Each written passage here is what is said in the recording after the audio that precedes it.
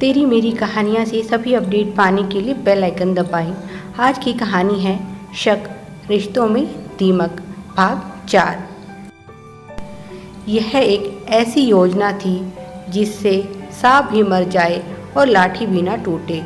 रुक्मिणी को सबक सिखाना बहुत ज़रूरी हो गया था।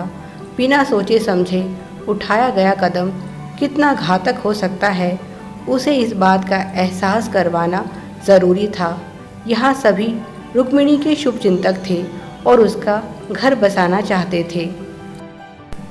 सभी ने साथ मिलकर डिनर किया और उसके बाद एक दूसरे से विदा ली।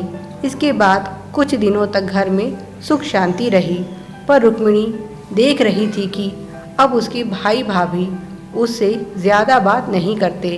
भाई का तो समझ आता है कि वह उससे नाराज़ है, पर भाभी का क्या? इसका मतलब अनिल ने रश्मि से उस रात की सारी घटना बता दी। अगर हाँ तो रश्मि ने उसे कुछ कहा क्यों नहीं? अनिल और रश्मि का व्यवहार रुक्मिणी की समझ से परे था। एक दिन रश्मि बोली, मुझे घर का सामान लेने जाना है, क्या तुम मेरे साथ चलोगी? उसने रुक्मिणी से पूछा। रुक्मिणी तो खुश हो गई और उसने झट से हाँ कह दी। उसे तो बाहर घूमना वैसे ही बहुत पसंद है और इसी बहाने कुछ अपनी पसंद का भी ले आएगी।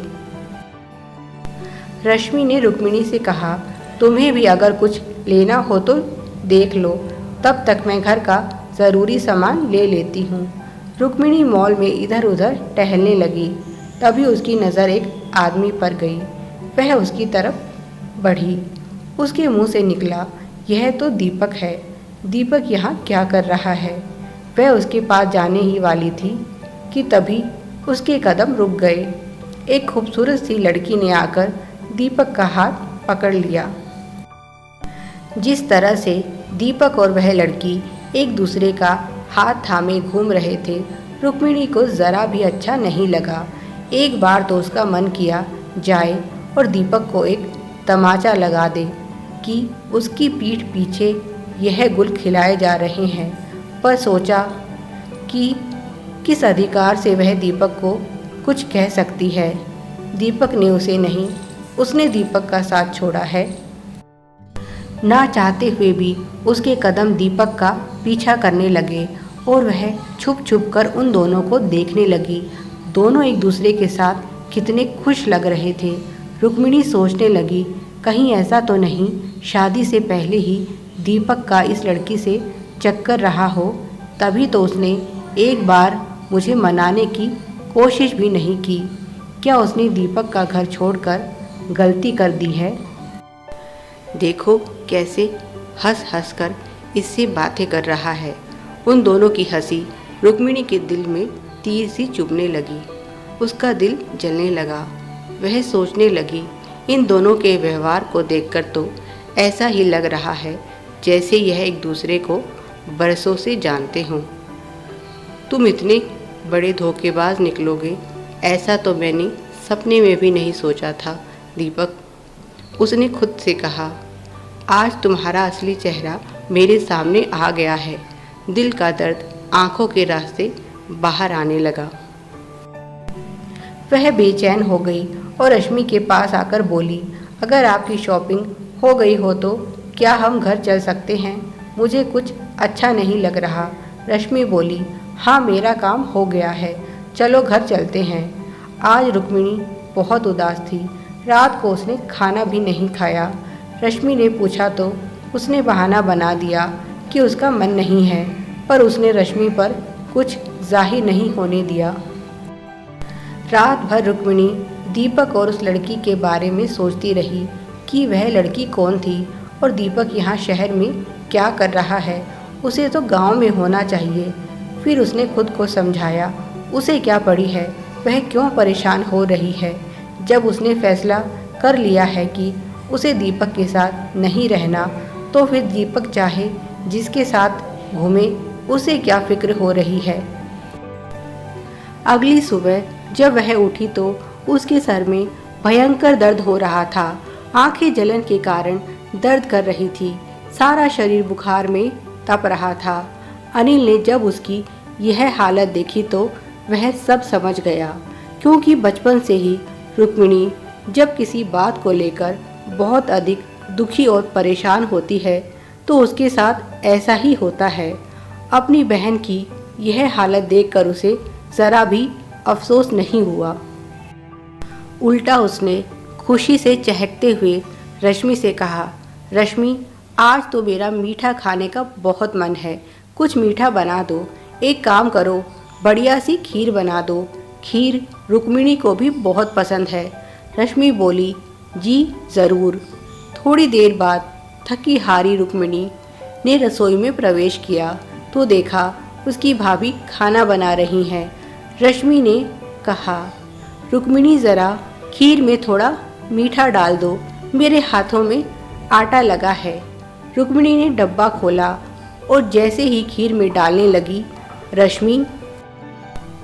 रश्मि ने उसका हाथ पकड़ लिया। यह तुम क्या कर रही हो? तुम्हारा ध्यान कहाँ है? पहले देख तो लो, खीर में जो डालने जा रही हो वह मीठे का नहीं, नमक का डब्बा है। रुक्मिणी ने डब्बे की तरफ ध्यान से देखा और फिर ना जाने उसे क्या हुआ, वह रोते हुए रसोई से बाहर निकली और अपने बिस्तर पर जाकर औंधे मुंह पड़ गई। उसके पीछे पीछे रश्मि भी वहां आ गई और उसके सर पर प्यार से हाथ फेरते हुए कहा, पगली, इसमें रोने वाली क्या बात है? तुम्हें बुरा लगा, मैंने तुम्हें डांटा? अच्छा बाबा, मैं तुमसे माफ़ी मांगती हूँ, पर मेरा इरादा तुम्हारा दिल दुखाने का नहीं था। चलो अब जल्दी से उठो और कुछ खा लो, फिर तुम्हें दवाई भी लेनी होगी। तुम्हारा शरीर बुरी तरह से बुखार में तप रहा है, ऐसे में खाली पेट रहना ठीक नहीं। रुक्मिणी ने रश्मि की गोद में अपना सर रख दिया और फूट फूट कर रोने लगी। रश्मि ने अनजान बनते हुए कहा, अरे क्या हो गया? तुम तो छोटे बच्चों की तरह रो रही हो, बीमार ही तो हो, जल्दी ही ठीक हो जाओगी। ठीक है, आज मैं हाफ डे ले लेती हूँ और पहले तुम्हें डॉक्टर के पास ले चलती हूँ।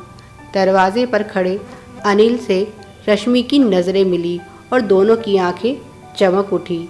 वह बोला, बहन, जो आग तुम मेरे घर में लगाने चली थी, आज उसी आग में तुम खुद जल रही हो। रुक्मिणी खुद को बार बार समझाती, पर बार बार उसका मन दीपक के पास पहुंच जाता। एक दिन रजत रश्मि के घर आया। अनिल ने रजत और रुक्मिणी का परिचय करवाया। अनिल ने कहा, रजत बहुत अच्छा वकील है, देख लेना तुम्हारे तलाक का केस यह चुटकियों में जीत लेगा। तलाक? यह सुनकर रुक्मिणी अनिल की तरफ देखने लगी और पूछा, मैंने तो कोई केस नहीं किया। रजत तपाक से बोला, किया नहीं तो अब कर देंगे। अनिल ने मुझे बताया है कि आप अपने पति के पास नहीं जाना चाहती, तो फिर किस बात की देरी है? जल्दी आपका तलाक करवाते हैं और फिर आप भी अपने जीवन में आगे बढ़ना। मैंने बहुत केस लड़े हैं और जीता भी हूँ, और आपका केस तो अपने घर का है, इसमें तो मैं अपनी पूरी ताकत झोंक दूंगा, पर जल्दी से जल्दी आपको तलाक दिलवा कर रहूँगा। रुक्मिणी को बार बार तलाक की बात सुनकर गुस्सा आने लगा था। रजत बोला, अभी 1 महीने पहले ही मैंने इस लड़की का तलाक करवाया है और अब देखो इसने अपना नया जीवन साथी भी ढूंढ लिया है। शहरों में लड़कियां बहुत फास्ट होती हैं, पर हमारे गांव की लड़कियां इन मामलों में थोड़ी पीछे हैं। उसने रुक्मिणी को एक तस्वीर दिखाते हुए कहा। इस लड़की को देखकर रुक्मिणी चौंक गई। यह तो वही लड़की है जो उसने उस दिन दीपक के साथ देखी थी। इसका मतलब दीपक दूसरी शादी करने जा रहा है, पर हमारा तो तलाक हुआ ही नहीं, फिर वह कैसे इस लड़की से शादी कर सकता है? रजत अनिल से बोला, यह लड़की बहुत अच्छी है और मुझे इसके लिए बहुत खुशी हो रही है। बस एक छोटी सी परेशानी है जिससे यह शादी करना चाहती है। अभी उस इंसान का तलाक नहीं हुआ। वह बेचारा अपनी पत्नी के जुल्मों का सताया हुआ है। उसकी पत्नी बहुत ही गुस्सैल और स्वार्थी है। बिना बात के उसे छोड़कर मायके जा बैठी। अब बेचारा कब तक उसकी राह देखता रहेगा। पहले तो यह बेरोजगार भी था, अब तो इसकी सरकारी नौकरी लग गई है और यह यहीं शहर में रहने लगा है। मैंने तो उसे सुझाव दिया है, जब तक तुम्हारा तलाक नहीं हो जाता तुम दोनों लिव इन में रह सकते हो। गांव में तो यह सब नहीं होता, पर शहर में तो सब कुछ चलता है। पता नहीं तलाक होने में कितना समय लगे। जब प्यार करते हो तो साथ ही रहो, क्यों बेवजह तड़पना। जल्दी ही यह दोनों एक घर में शिफ्ट होने वाले हैं। अनिल, मैं तो कहता हूँ तुम जल्दी से जल्दी अपनी बहन के तलाक का केस डलवा दो। अब सारी ज़िंदगी किसी के इंतज़ार में थोड़े ही बिताएगी। ज़िंदगी जीने के लिए है, इंतज़ार करने के लिए नहीं। यह सारी बातें सुनकर तो रुक्मिणी का दिल काँप उठा। वह सोच भी नहीं सकती थी कि दीपक उसके साथ ऐसा करेगा। उसे तो लगा था कि दीपक उसे मनाने आएगा और उसकी हर बात मानने का वादा करके उसे ले जाएगा। उसने तो सपने में भी नहीं सोचा था कि दीपक उसके जाने के बाद दूसरे ब्याह की इतनी जल्दी तैयारियां शुरू कर देगा। तभी अनिल का फ़ोन बजने लगा। फ़ोन पर उसके पिताजी थे। रुक्मिणी का सारा ध्यान तो दीपक पर था।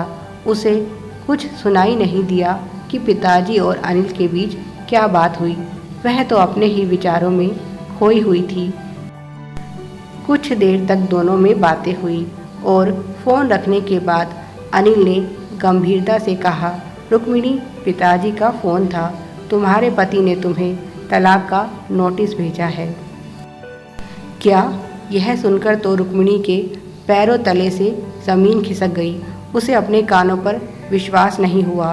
तब रजत बोला, यह तो और भी अच्छी बात है कि वह भी तलाक चाहता है। अगर दोनों पक्ष आपसी सहमति से तलाक ले लें तो और भी अच्छी बात है।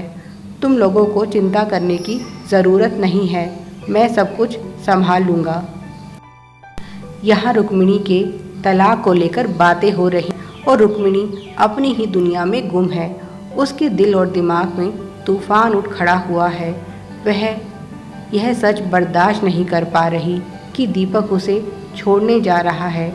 उसने तो कभी इस बारे में सोचा ही नहीं, बस जिद पकड़ ली थी कि वह दीपक के पास नहीं लौटेगी। पर उसकी छोटी सी जिद उसे इस मुकाम पर लाकर खड़ा कर देगी, इसकी उसने कल्पना भी नहीं की थी। Please like, share and subscribe. Thanks for watching.